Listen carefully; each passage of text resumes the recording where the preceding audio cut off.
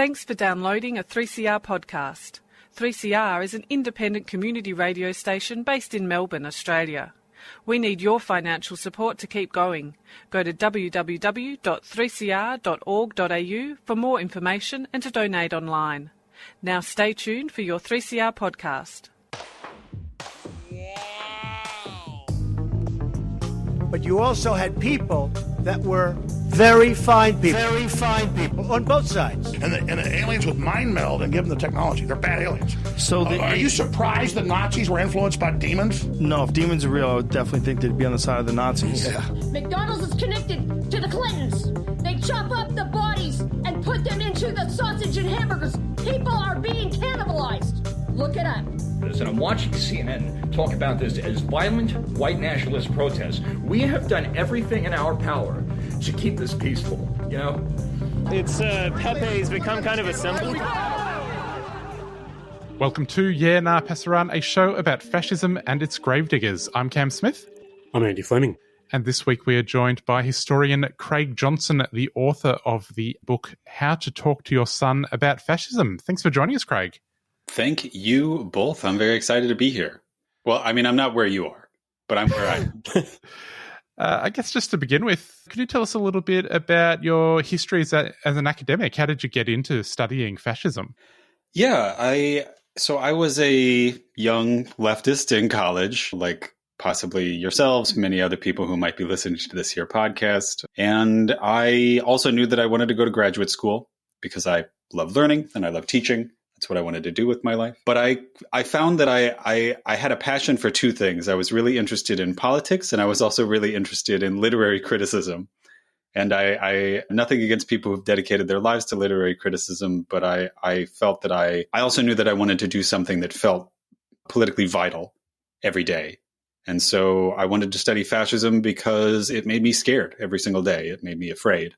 So I started my PhD program in 2014, and I finished it a few years ago at the University of California, Berkeley, where I studied primarily fascism in Latin America, but also in Europe and the United States. And I focused on Latin America because that was a region in the world that had a lot of right-wing power and a lot of right-wing movements in the late 20th century. 2014, of course, was before a lot of the public became aware of what was happening in the United States and the rest of the Western world. But here we are. I always say I desperately wish that my academic work was irrelevant and just kind of like a kooky little curiosity that people might have. But here we are. Yeah, it didn't work out quite like that. No. Craig, the book is How to Talk to Your Son About Fascism, although you do also address how to talk to your daughter or your NB child about fascism. But what is it about fascism why do fascists try to recruit young men? Yeah. So what I say is that fascism appeals to young men, and I mean that in both senses. Like, fascism is appealing to young men uniquely, and also fascists intentionally appeal to young men. They try to get young men to become fascists. Fascism is appealing to young men because, unlike all the other modern political movements in the world, liberalism, conservatism, classical liberalism, communism, socialism, fascism is specifically about feeling. It's about power. It's about truth. It's not about facts. Fascism is about action. You know, the fascist parties of the early 20th century in Europe, they had manifestos, they wrote newsletters, but everybody knew that that wasn't really the heart of the movement. It was about like power and movement and doing and speed and violence. Fascism is passionate.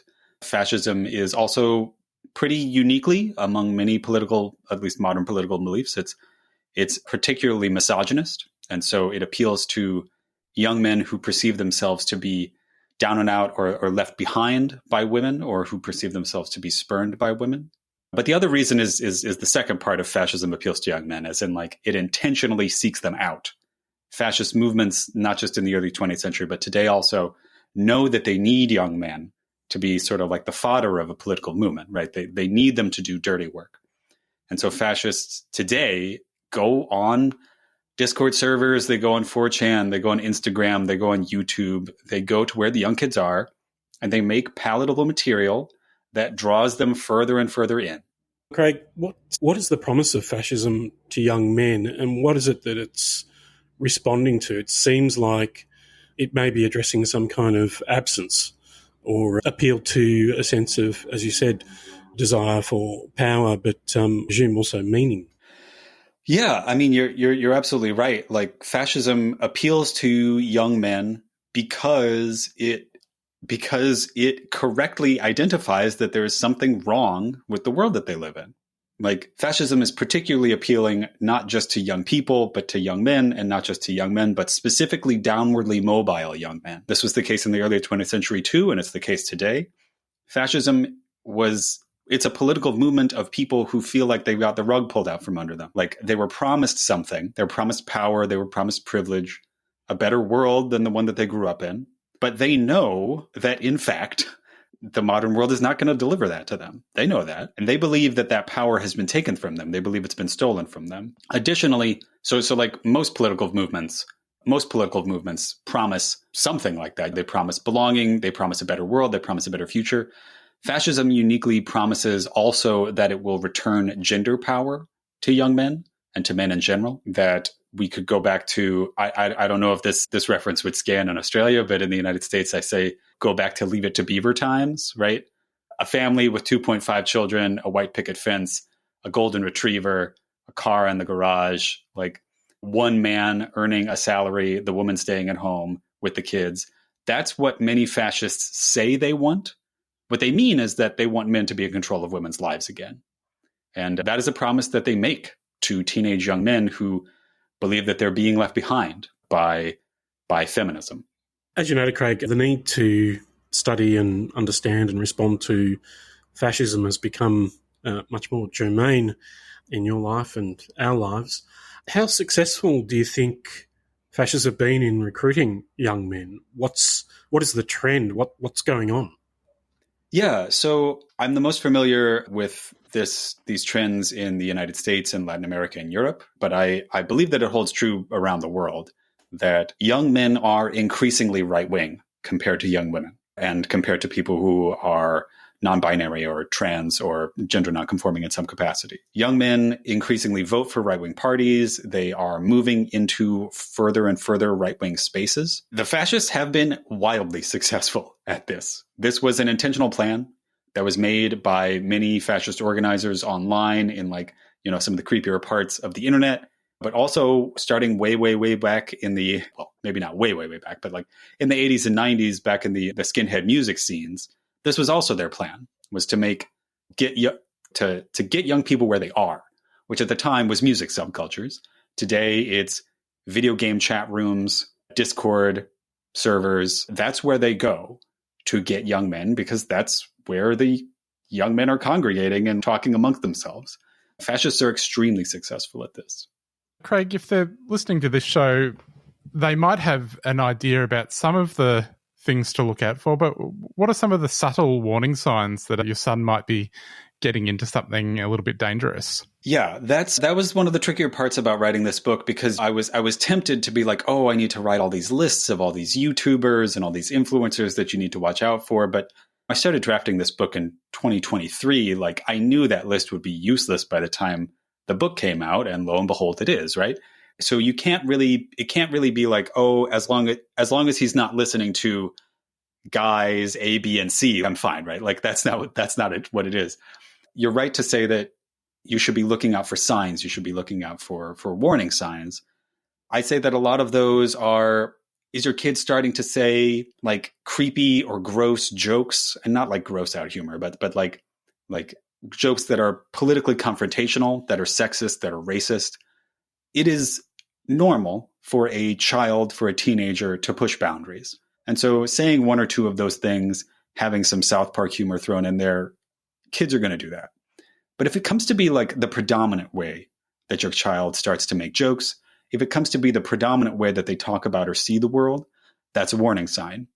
If their friends or media habits change pretty aggressively, that's a big warning sign potentially. Unfortunately, another one would be like, has your son suddenly become extremely worried about like bodybuilding or like testosterone levels or something like that? Bodybuilding, exercise subcultures, those are another way that fascists can get into young men's spaces. And again, this isn't saying that like all of those communities are this way. It's rather saying that fascists use these communities sort of as a Trojan horse to get at young men.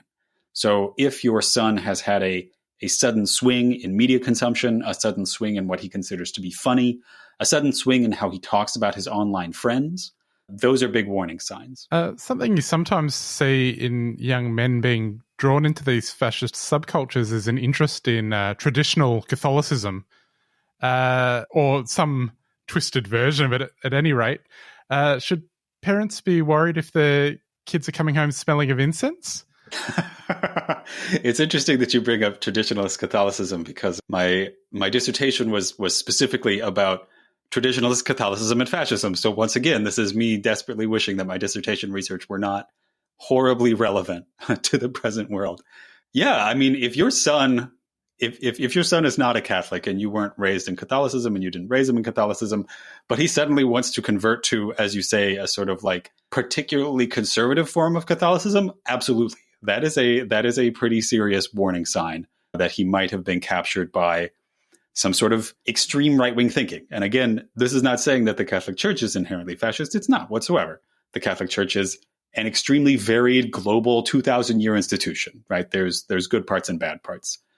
But fascists today, especially in the Western world, by which I mean the world that is more or less informed by Christian traditions and histories, for good and for bad, fascists in the Western world tend to be very interested in a sort of like return, quote unquote, to medieval Catholicism, because they believe that it held more real traditional values, and also that they have a sort of, they use it to capitalize on the rest of the Western world's hatred of and discrimination against Muslims and people who come from the Middle East, and use iconography, which I mean literally from the crusading period, in order to espouse their political beliefs.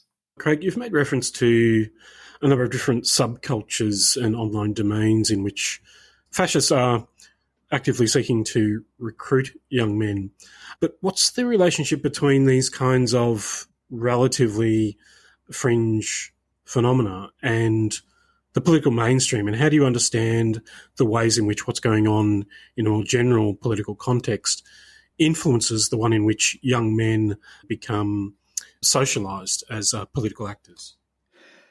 Yeah, that's a super good question, because the extremists, they're true believers, the people who are running these Discord servers, who are running these meme creating machines, who are hosting the far right podcasts, those people are connected to some of the political operatives, like actual elected officials. In the United States, we've seen Donald Trump has just appointed some of these people to political positions. Other ones have lost out as their forms of media have been overtaken by the newest of the new media. So, for example, Steve Bannon from Breitbart News is out, whereas various podcasters are literally in government, like running the Federal Bureau of Investigation in the United States.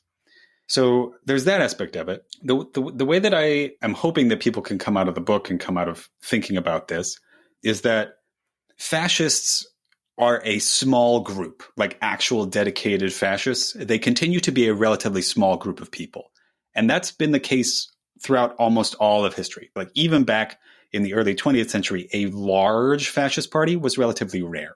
Usually, fascists are a small group of diehards who do some dirty work for the status quo. So in the United States, these are paramilitary organizations like the Proud Boys or like the Three Percenters or like Patriot Front. But many Western countries have groups like this. And those small groups do some dirty work. They attack counter-protesters. They sometimes engage in extralegal killing. They sometimes work with law enforcement, like local law enforcement in a semi-clandestine way. But that's pretty rare. Most of the time, people who are aligned with fascist parties are the people who are consuming its media, who are sharing its propaganda, and who vote for the people that they want them to vote for. Like, that's probably where it stops for most kids. Like, most kids are not going out and joining the Atomwaffen, right? The international neo-Nazi organization that tries to make dirty bombs and blow up, public transit systems. Most of them are not going to do that. Most of them are just seeing memes, sharing them, listening to Joe Rogan, and voting for Trump or his equivalent anywhere else. So, Craig, how do you talk to your son about fascism? We're often told we should punch every Nazi. Do we just start punching our sons? Yeah, that's the fundamental question. It's the fundamental thing that got me to write the book. I would say that fighting fascism in public is an act of confrontation. You have to confront Nazis. You have to confront fascists in public. You have to show up. You have to yell at them.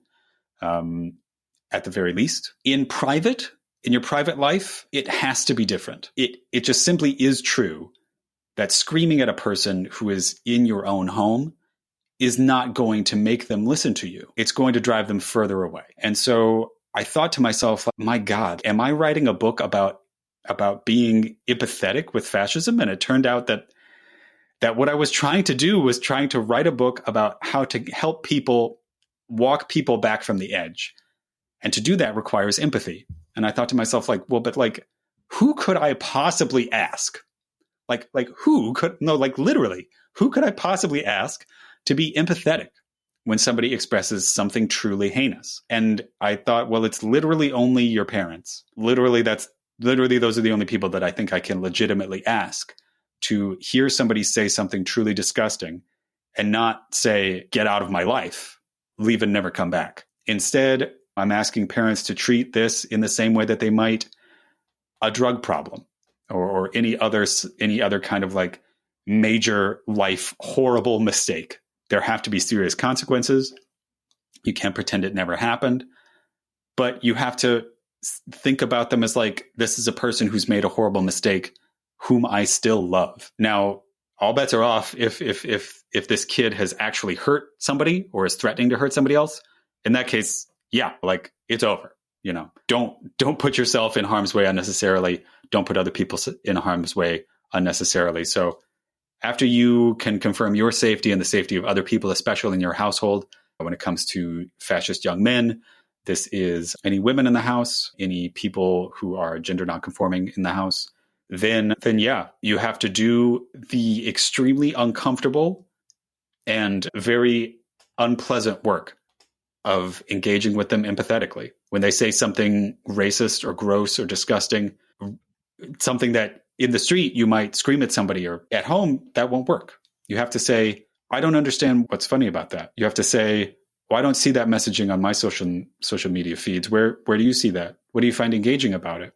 Your friends seem like they're telling a lot of these jokes. Do you think that those are funny? What do you think about how that would affect ABCD people in our life that are like that? People who are queer, people who are people of color. You have to let them know that you don't approve, but that you still love them, and that you are there for them unless they do something that is unforgivable. This advice comes from not just generalized parenting advice, but also from the testimony of people who have been in fascist circles and have gotten themselves out of it. When they talk about what they did, how they got out, it's by still having ties with people who are not in the fascist community. A family member who kept inviting them to dinner and said, hey, you can't talk about that stuff here, but you're still welcome at the table as long as you behave yourself. Somebody who got them a job outside the movement, so they met other people. Somebody who was a friend just to talk about anything else to. Somebody who would not shame them when they said that they made a mistake. If we want to get people out of this, and I think we do, that empathy is necessary. And I can't ask strangers to give it. I don't. You should not, as a stranger, empathize with a fascist who is a stranger. Absolutely not. But when it comes to your intimate family, that's the only solution. Craig, there's obviously the book is primarily directed at parents or parental authorities, but what do you think is the role of, for example, peers? How can peers respond to other young men or young people who seem to express or engaged with fascist ideology? Yeah, so the final chapter of the book talks about how you can build an anti-fascist community and in it with your anti-fascist family. So there's some advice in there about how to keep your community like that. When it comes to peers and other people who are not parents or parental or authority figures, people who are community members or people who are teachers or children, fellow students at a high school or people who are in the same sports club or whatever. Those particular parts of society have always been a mixture of the public world, like you meet people on the sidewalk, you meet people at a bus stop, and the private world, people that you meet and talk to at your own dinner table. In a school, in a church, in a community organization, those are blendings of those two situations. And I would say that it's really up to people in that particular situation. I've always been an adherent of the idea that if your music venue or your bar allows one fascist in, then that means it is now a Nazi bar. So that's ultimately my position with these things. But when it comes to a kid who is maybe teetering on something, that's a time for empathy, I would say. That's a time to be like, hey, you have to be a good member of this community or you can't be in it anymore. We want you to be in it, but that means that we want you to be a good member of it. And here's how. Craig, one of the issues for parents is that there aren't a lot of resources when they see their child engaging with things that are unpalatable. This book is one, but where else can parents turn when they find themselves in this situation? That's a really good question. In some senses, like other parenting crisis groups can help in this capacity, talking with other parents just about the scary nature of what your kids are seeing online. Essentially, every parent of an adolescent person that I have spoken to is worried about this. They say, yeah, I glanced over my kid's shoulder while they were watching YouTube. So I would say, interpersonal resources are unfortunately very common, but when it comes to resources that parents can find in general, you're right, they're pretty scarce. There are a number of social movements and social organizations, I'm familiar with them primarily in the United States and the United Kingdom, that have or are full of people who have gotten out of fascist movements and provide sort of social support for people who are still in them. It's a sort of, I don't know if this program exists in Australia, but in the United States, there's a program, or at least there used to be a program called Scared Straight, where kids who were supposedly at risk of being incarcerated would be taken to a jail to be yelled at by prisoners, to be yelled at by inmates, to say like, hey, if you don't get your act together, this is where you'll end up. And so there are a number of movements that do that with people who are called formers. Formers as in like formerly fascists, like people who used to be Nazis. There are mixed results from groups like that. So yeah, unfortunately, there aren't a lot of resources aside from books like this. And unfortunately, the resource of last resort, which would be law enforcement, if a person is actively threatening other people, that might be the ultimate recourse. Again, I am loath to encourage people to contact the law enforcement for any purpose, but if you're dealing with somebody who is armed or is making threats against people, that's an evaluation you have to consider. Craig, as you've said, there are various forms of government programs in the United States and elsewhere that ostensibly address these kinds of anxieties among young men and fascist or far-right ideology in particular. However, we've recently had a change of government in the United States, and I wonder if you could just comment on the kinds of things a parent like Donald Trump is telling to the sons of America. Yeah, the change of government that's happened in the United States is, I'm sure that I don't need to tell anybody. It's terrifying. The United States government is now comprised of a coalition that includes fascists very openly in a way that even Trump's first administration did not. This tells many young people, especially young men who are interested in fascism, that this is a real route to power. And unfortunately, for the time being, that is simply true. It is the case that young men who are connected and who believe it could get government positions and actual power through this. This is terrifying. The fact that the United States is ruled, we've heard in the United States for the first time in a while that we have, much like a place like Australia, that we have a head of state and a head of government now. Previously, the president was both. Now we have Trump as the head of state and Elon Musk as the head of government. Both of these people are incredibly misogynistic. They're incredibly racist. They're incredibly sexist. They're homophobic. They're anti-trans. And they are male supremacists. Both of them flirt with fascism, either as true believers or as people espousing these ideologies in order to get clout or to signal in group with the people who are a little bit further to their right.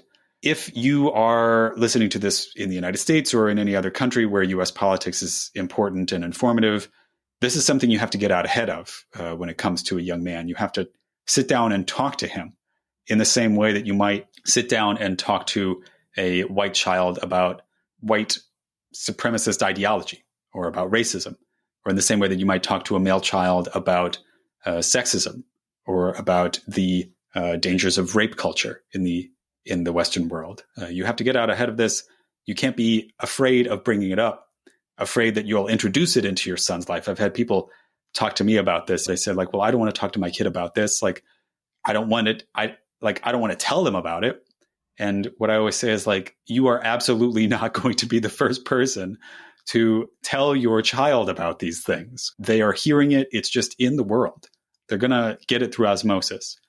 And good parenting means inoculating them to it, showing them love when they mess up, and drawing firm boundaries and lines about what you won't tolerate. Well, Craig, we'll have to leave it there. Thanks so much for coming on. If people want to find the book, it is called How to Talk to Your Son About Fascism and is out through Routledge.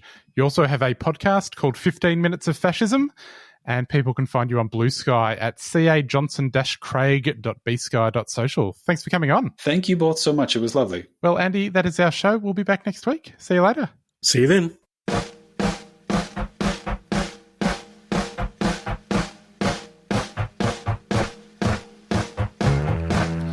Heaven loves ya. The clouds part for ya. Nothing stands in your way when you're a boy.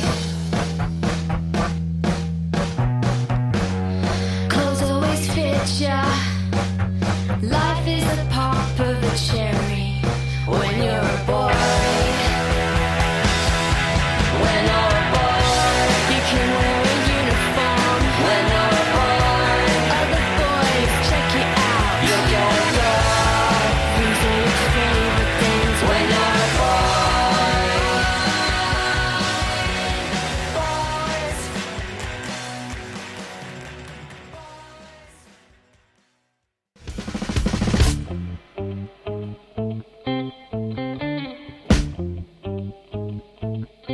Celebrate all that unites us and host your own Feast for Freedom this autumn.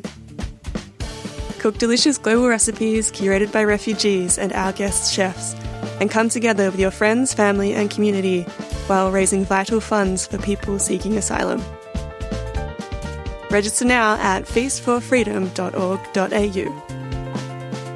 The Asylum Seeker Resource Centre is a 3CR supporter.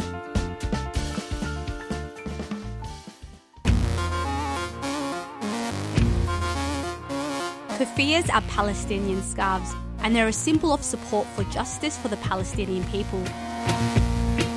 From the traditional black and white keffiyeh to an array of modern designs, explore the range and order online or drop by 3CR during business hours. Wear your support for the rights of Palestinians. Go to keffiyehs.org.au, that's KUFIYAS.org.au. A 3CR supporter.